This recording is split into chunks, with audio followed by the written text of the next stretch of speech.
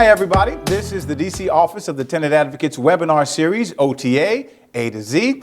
I'm your host, Derek McGinty, and today we're talking about the OTA's Emergency Housing Assistance Program. Now, I think we'd all agree that the threat of losing your home, whether from an act of God or something else, is about as frightening as it gets. And that's when our friends over at the OTA can really step up their game to help ease your mind and help keep a roof over your head. My guest today is Tamala Tolton. She's Chief of Staff at OTA. Tamala, thanks so much for coming in. Yes, thank you. Good to have you here with us. First of all, we should note OTA's Emergency Housing Assistance Program is unique, right? There's nothing else like it around the country. Yes, no, there are no other jurisdictions that have an emergency housing assistance program. So if my house burns down in Cleveland, what happens? You get 3 days from the American Red Cross and you're on your own. Wow, that's a tough situation. Give me the story, what happens in D.C.? In D.C., the American Red Cross will step in and give you up to 3 days in a hotel. And after the 3 days, the OTA jumps in and gives you up to 14 additional days in the hotel. So how did you get this program started? What convinced you that it was needed? Well, back in 2008, our director, Chief Tenant Advocate Johanna Shreve, received a call at home in her bed about a fire that displaced several people in the entire city. They didn't know what to do with the tenants.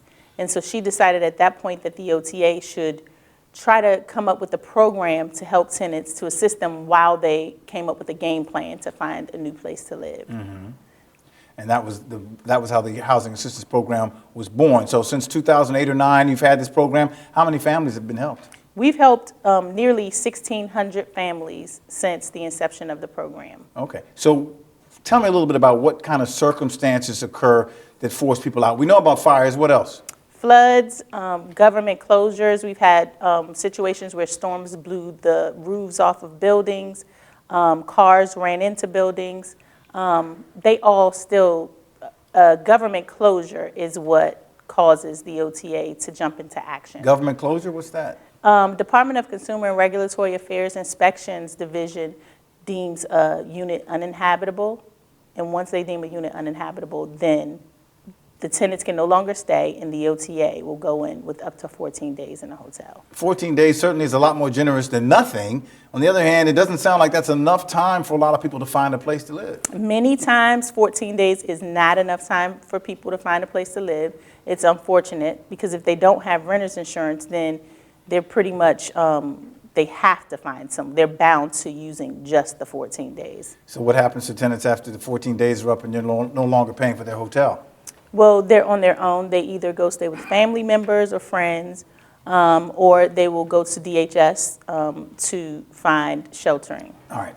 Tenant, this particular program is a lot more than just the 14 days. You do other things for tenants as well. Talk yes, about that. We do moving and storage when needed, up to 60 days of storage.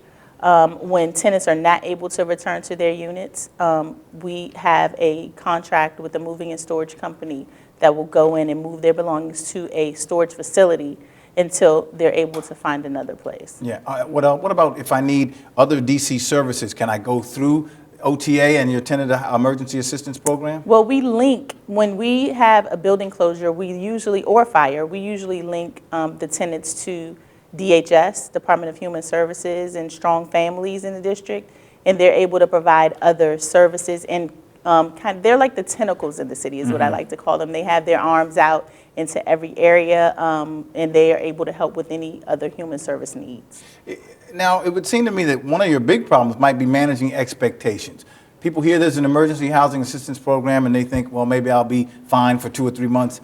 And you know they're not going to be, at least not on your dime. So how does it work? How do you deal with that? Absolutely. Well, the best way to manage expectations is to just give them the guidelines up front, to let them know that our program only will give them temporary sheltering for 14 days. And after that, they're on their own. I make sure to reiterate that, again, on the front side. And of course, we have people that come back at the end of their stay and still need assistance. But there's nothing, when that happens, we just direct them to DHS. Wow. Okay, what about linking up with federal resources? Well, we don't normally deal with federal government on any situation. People have, of course, housing choice vouchers and other subsidies that are federally funded, but that's still a local government Sure. function. It seems to me that by the time you're getting involved, the horse may already be out of the barn, so to speak, that the house has been destroyed or it's been shut down. Do you counsel people to get renter's insurance before this all goes down? Well, I don't get the opportunity to, unfortunately. Like you said, once I get it, it's already done. So, but I know OTA does counsel people to get renter's insurance. I mean, the next time someone hopefully gets another home, they will think about that. Whenever there is a situation with a closure or a fire, I always suggest, and that's all we can do is suggest, that tenants reach out to a reputable insurance company to see about getting renter's insurance. It's very important. How much money is spent by the city on this kind of service? Do you know? Well, we normally spend close to, not quite $1 million a year, but close to $1 million every fiscal year in emergency housing. It doesn't sound like a lot for a big city like Washington. Well, Washington is not that large of a city. So in the whole scheme of things, it is a lot. That's a lot of government dollars to spend on just, and I'm only talking, when I say close to $1 million, that's only on the hotel portion of. Sure, sure. How do you decide what hotels people will stay in for this thing? Do you have contracts? How does that work? We do not have contracts. We randomly go out to hotels to seek, rooms, especially when we have a large situation. When we have larger fires or closures, we use multiple hotels Really? in the city. So it's all about, especially because the city's so busy, it's all about who has the availability in the city. Well, I know in the past there have been controversies regarding some of the really inexpensive places out over on New York Avenue and that kind of thing. Are those the places you use now, or where do you go? Well, we use a lot of different hotels, but we do tend to go to that side of the city because they are more affordable. Sure, sure. We try to get them. But if it's a situation where all of the tenants are from Northwest and their services are, because we had a recent incident with senior citizens in Northwest, and we didn't want to move them away from where all of their doctor's appointments and services. We were able to find hotels in Northwest. Sometimes those hotels will work with us with their rates to get them to where we can afford. Speaking of which, I wonder if you've got any personal stories you can tell about people you've helped, when it went well, when it didn't go so well. Well, I always count all the stories as success stories, because as far as I'm concerned, to move a tenant out of harm's way when they don't have anywhere else to go, even if it's just for 14 days, it's a success. But we have had situations where a building was owned by a landlord or an owner for many, many years, and the landlord passed away. He passed away and left that one particular building and other buildings in his portfolio to his family, who did nothing with the buildings that were already in disrepair. The tenants were not paying any rent, and things were just going downhill quickly. We got a call from the police department because it became a nuisance property, and DCRA came in and shut the building down. There were 16 families displaced at that time.